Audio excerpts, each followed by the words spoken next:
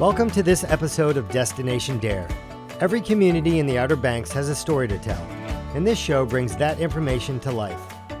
From Dare County history to current events, from government services to local profiles, we keep you entertained, informed, and up to date.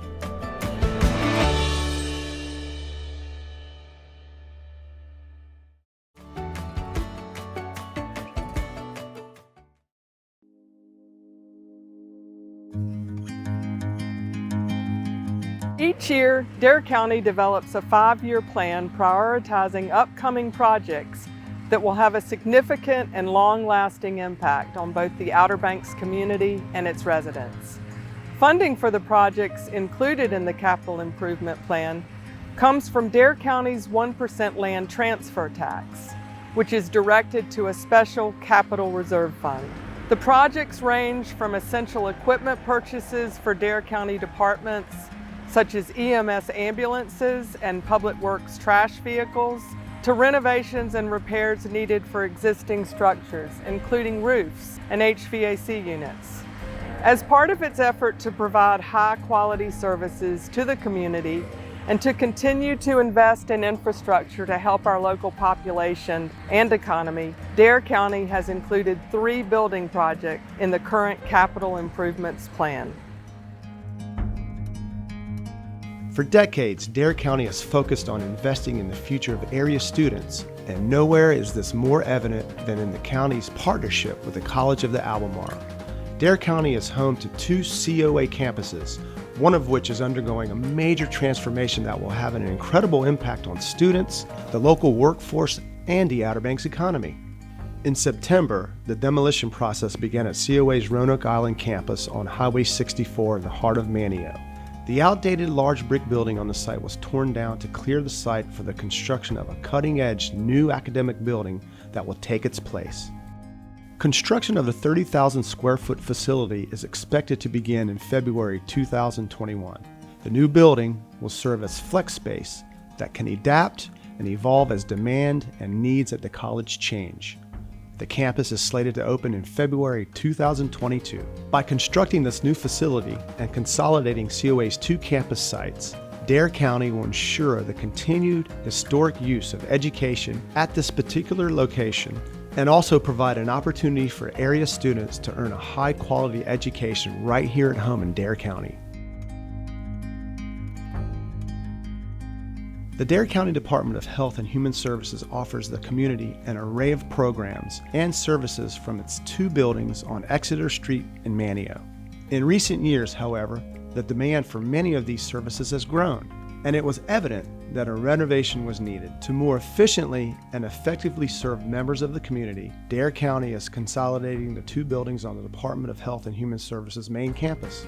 The 2 buildings on the site are being joined together with a 6,500 square foot addition that will serve as the main entrance and lobby.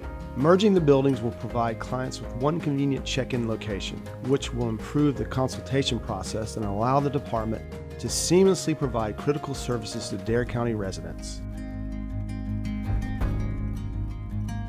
Dare County has always placed importance on protecting the health and well-being of its citizens, and this commitment is reflected in the Capital Improvements Plan. The improvements are scheduled to be finished in the fall of 2021. Dare County's efforts to maintain and improve buildings and infrastructure to benefit the Outer Banks includes the construction of a long overdue new animal shelter that will have a huge impact on the area's homeless animals. The current shelter on Driftwood Drive is prone to significant flooding that occurs during coastal storms and often forces staff members and volunteers to evacuate the animals. To help solve the issues the Outer Banks SPCA faces at the current facility, the Dare County Board of Commissioners authorized construction of a new shelter being built on county property next door to the Dare County Emergency Operations Center on Airport Road on Roanoke Island. In addition to no longer being located in a flood-prone zone, the new facility will feature a wide array of improvements. Large roll-up doors will allow fresh air to flow inside for the animals. Acoustical work on the ceiling will mitigate noise inside the facility, and a series of large windows will provide plenty of natural light.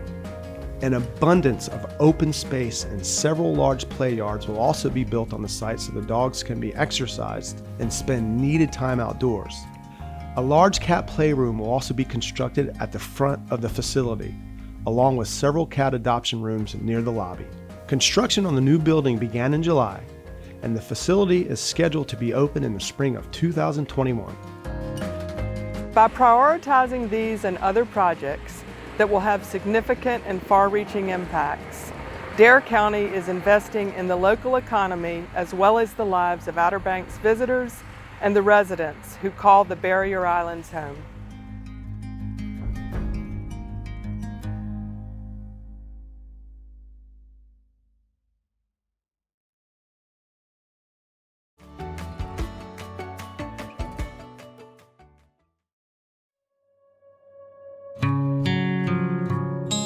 I don't think most people understood how much responsibility Ralph had on his shoulders as the Public Works Director.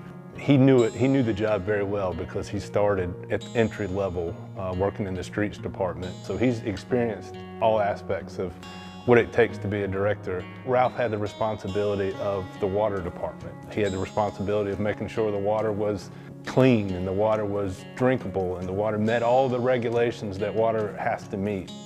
Probably one of the most important things to the people is getting their trash picked up. And Ralph saw an evolution of trash from back when they would actually have to go under the house and get the cans and carry them out and dump them themselves. 15,000 carts that he had to make sure were dumped every day in all types of weather. He had multiple miles of street to maintain. He had multiple miles of paths to maintain. 40-some beach accesses. He had parks. He had to make sure that the police cars were on the road every day and the fire truck could run every single day and all the parts and pieces that went into the town's fleet. He was always calm. You know, we'd have a water break and water's going everywhere. We're having to cut valves and, you know, people are going to be without water for as little amount of time as possible. He was always calm. He would be there when they were fixing the leak. If it was night, 9 times out of 10, 9.5 times out of 10, he was there. We look at this playground and we see kids playing. Ralph had a hand in that, and you cannot drive through the town of Nags Head from the minute you enter until the minute you exit the town of Nags Head. You're going to see the Ralph touch. Ralph had his hand in everything that went on in the town of Nags Head because he wanted what was good, and I think knowing Ralph the way I did, it was personal for him. It was real for him. He was the most dedicated employee I've ever seen. When a man will give everything he's got to his position, including sleeping in his office during storms to make sure that he was here and ready at go, that's beyond a good employee. That's beyond a dedicated employee. That's an employee that at the core of his being cared about the town, its citizens, its visitors, the families that lived here. He was extremely compassionate about what he did. He cared about the guys that worked with him very much. He looked out for them. The tie always went to the employee. He knew everything there was to know about Public Works, and he had so much history in the town of Nags Head. He was always loyal. He was always there when you needed him. He weathered every single storm that Nags Head ever experienced. Ralph could lighten the room with a Ralphism. It would be something Ralph would say or do. Ralph's positive attitude could break the most tenses of situation. Because of his knowledge and his time with the town, he is leaving some big shoes to fill.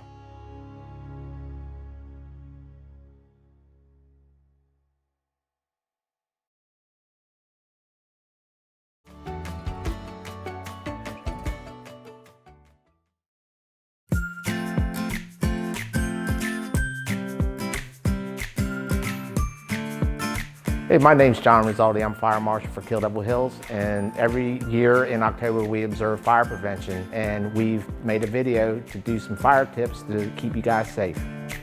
I'm firefighter AJ Chris with the Kill Devil Hills Fire Department. Every October is Fire Prevention Month. 2020's focus is kitchen safety. These are some tips from the National Fire Protection Association. The leading cause of fires in the kitchen is unattended cooking. Stay in the kitchen when you are frying, boiling, grilling, or broiling food. Stay in the home when you're baking or roasting food. Always keep a lid nearby when cooking. With small grease fire starts, slide the lid over the pan and turn off the burner. Leave the pan covered until it's cool. Keep anything that can catch fire away from your stovetop. Loose clothing can hang down onto stove burners and catch fire. Wear short, close-fitting, or tightly rolled sleeves when cooking. Have a kid-free zone of at least 3 feet around the stove and areas where hot food or drinks are being prepared. When cooking with pots and pans, make sure you always turn your handles in. If you have a kitchen fire that you cannot extinguish, exit your home and call 911. EDITH stands for Exit Drills in the Home. Today we're going to be showing you how to get out of your house safely if you have a house fire. Today's house fires are burning a lot faster and hotter, and we don't want you to identify what's causing the smoke in your house. We want you to exit your house and go to your family's meeting spot. We want you to call 911. We want you to know your address so we can come to you very, very quickly. When you're faced with a house fire or smoke in your house, most of the time you're going to have a layer of clean air at the floor level of your house. So the best thing and the safest way to get out of your house may be to crawl like a baby where the clear air is.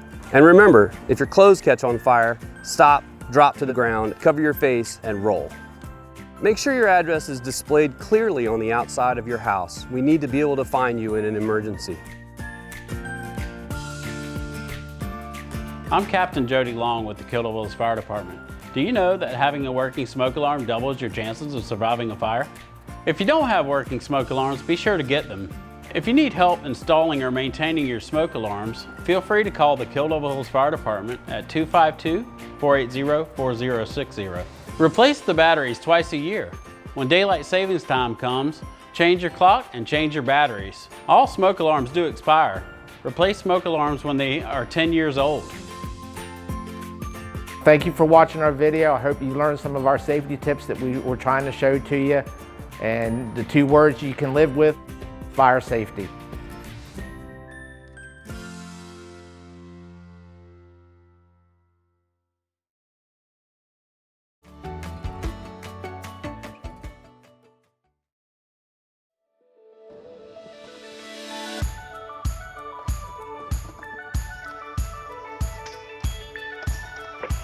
My name's Sergeant Helms. I work for the Kitty Hawk Police Department.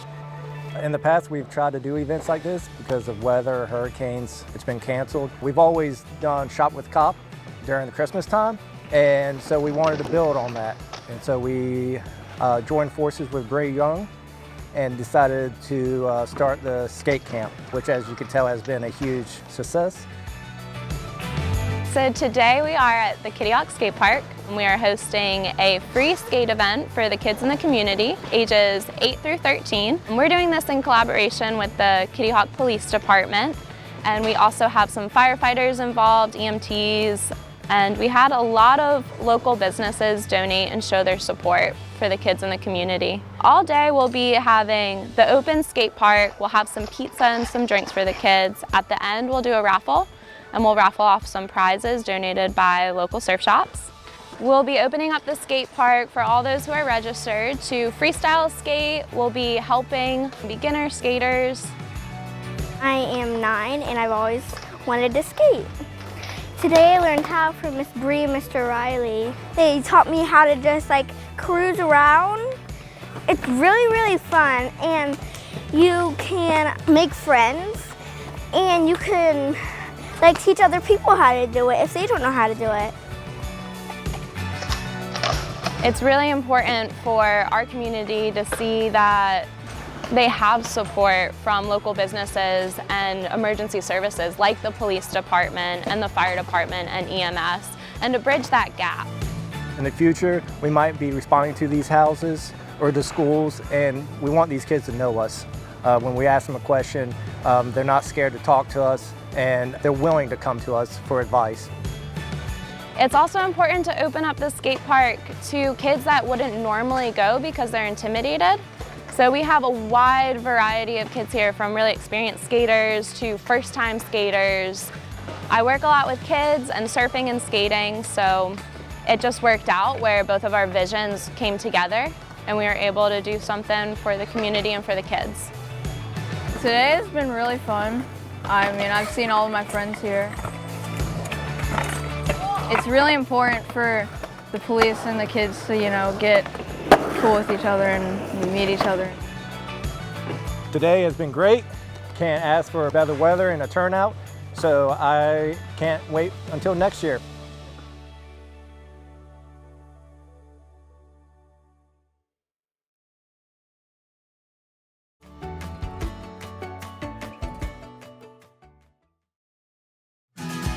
The old Southern Shores Fire Department was built in 1989. For over 30 years, it was there for our community, serving as a base of operations for the Southern Shores volunteer firefighters and as a community gathering place. But times change and the population of Southern Shores has doubled. In order to keep serving the people of this town, the Southern Shores Volunteer Fire Department needed a new home. After 7 years of planning, the new Southern Shores Volunteer Fire Department has opened its doors. The new building was designed to fit in with the nearby Kitty Hawk Elementary School. It's 15,000 square feet, energy efficient, and rated for 140-mile-an-hour hurricane force winds. Unlike the old station, this one is raised up to keep the floodwaters at bay.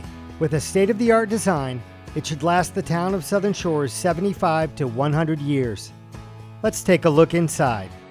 Security features are all over the building, starting right here at the front door. A programmable key fob allows access to Southern Shores Volunteer Fire Department staff and volunteers. If the Southern Shores community needs to use the meeting space for an event, no one from the fire department needs to be there to let them in or lock up. A special key fob will unlock the front door and the training room, while the bay offices and living quarters stay locked up tight.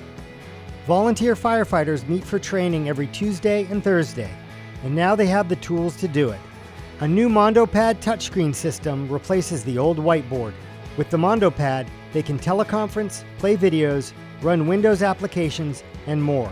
The new training room seats 50, with comfortable chairs emblemized with the Southern Shores Volunteer Fire Department logo. There's another MondoPad in the EOC conference room, along with the latest dispatch technology designed to work efficiently even during adverse weather conditions. With 3 bunk rooms, there's room to sleep 6 volunteers at a time, and there's plenty of space to add an additional bunk in each room if needed. Each room has its own wardrobe and flat-screen TV. A comfortable space to relax in is exactly what these hard-working firefighters need. That's why their living quarters have been outfitted with recliners and a big screen, and when the call comes in, they can see the detail on a nearby monitor. Before becoming Deputy Fire Chief, Jay Williams ran a restaurant for 21 years. He brought those skills to the design of this kitchen, which has a gas stove and 2 refrigerators. You'll see the Southern Shores Volunteer Fire Department here again on the dining room table, which was custom built by a retired DC firefighter. When they're not unwinding, firefighters stay active with the new fitness center. On nice days, volunteers might prefer to get their workout in by shooting some hoops, and there's a new gas grill outside for cookouts too. But the real improvements over the old fire station have to do with work, not play. With a 7,000 square foot 4-truck bay, the Southern Shores Volunteer Fire Department finally has the room to keep all their equipment in one place. No more hunting through the storage room for a tool, and no more maintenance work being done outside. The new bay is tall enough to tilt the cab up and get all the repairs completed, without having to worry about getting rained on in the process. The fill lines for the trucks are easily accessible along the ceiling. Training platforms allow firefighters to get much needed practice in.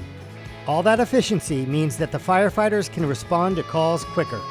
The Southern Shores Volunteer Firefighters have served our community for 30 years. Now they have what they need to continue to serve into the future.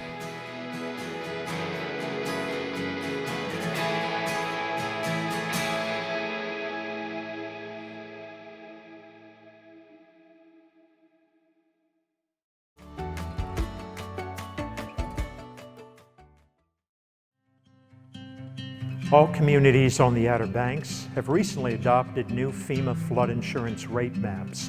In Dare County, these maps removed a large number of properties from special flood hazard areas. Figures provided by Dare County show the number of structures located in a V flood zone decreasing by 36% in Duck. The number of structures in an A flood zone decreased by 79%. Local governments in Dare County shared concerns about the potential impact of these new maps. Property owners may view their location in an X flood zone, which has no building elevation requirements, to mean they have a very minimal or no risk of flooding and base decisions on this assumption. This perception of very low or no risk may cause owners to decide to drop flood insurance, and this decision could lead to uninsured damages during flooding events and potentially significant insurance rate increases in the future. The reduction in minimum building elevation and other standards could encourage the construction of significant improvements without flood prevention measures in areas at risk of flooding. Damages to these improvements could cause hardship to property owners and negatively impact the community's flood insurance rating. To address these potential issues, Outer Banks planners worked in partnership with local building inspectors, home builders, engineers, surveyors, realtors, insurers, and financial institutions to implement a two-pronged approach involving first a comprehensive educational campaign about flood hazards and flood insurance, and secondly, adoption of local flood damage prevention ordinances with standards ensuring that future development occurs in a less risky, more sustainable manner. Coordinated by the Dare County Public Relations Department, the Low Risk is Not No Risk campaign educates property owners, realtors, contractors, and others that there are still potential flooding risks on properties located in X flood zones. The campaign also advises property owners to develop responsibly and consider maintaining flood insurance in these situations. As part of the two-pronged approach that Joe Hurd mentioned, each town in Dare County, as well as Dare County, adopted a minimum building elevation standard along with other higher floodplain development standards, even in X flood zones, to help prevent flood damage and mitigate the impacts of the significant changes resulting from the adoption of the new flood maps. Changes that were specific to Duck include the establishment of a minimum local elevation standard of 10 feet in X flood zones. The 10-foot standard is consistent with the town's prior A flood zone elevations. During many recent planning efforts, the town of Duck has stressed its desire to be a more resilient community. Setting a higher local elevation standard is consistent with those goals as it addresses sea level rise projections over the next 15 to 35 years. We also included a freeboard requirement ranging from 0 to 3 foot or an elevation of 10 feet, whichever is greater in all A flood zones. A zone elevation should be at least as high as X zone standards, as these areas are typically more prone to flooding, with the base flood elevations for AE zones on the new flood maps ranging from only 4 to 5 feet above mean sea level. Requiring the LES is necessary for these properties.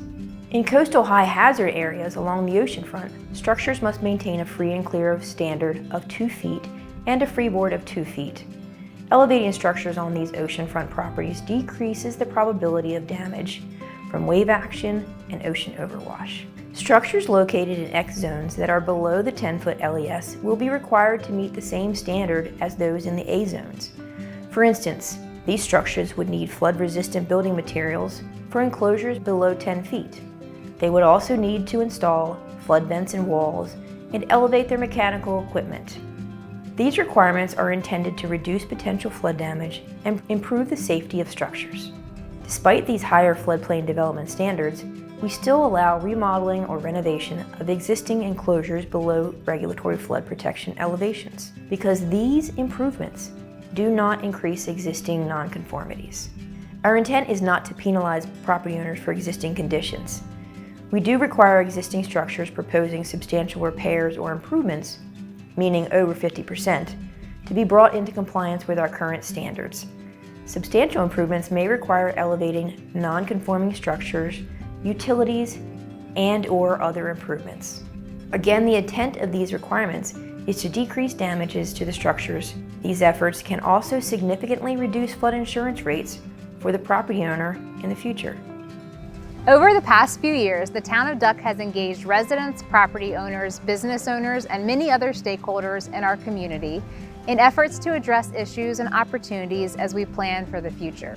Through its Vision 2027, Resiliency Study, Vulnerability Assessment, Hazard Mitigation Plan, and Comprehensive Land Use Plan, the town has consistently identified ways to minimize the impacts of natural hazards and improve our resiliency as a community. Adoption of the standards in the town's new flood damage prevention ordinance help fulfill the town's goals of creating a more sustainable, resilient community in the future.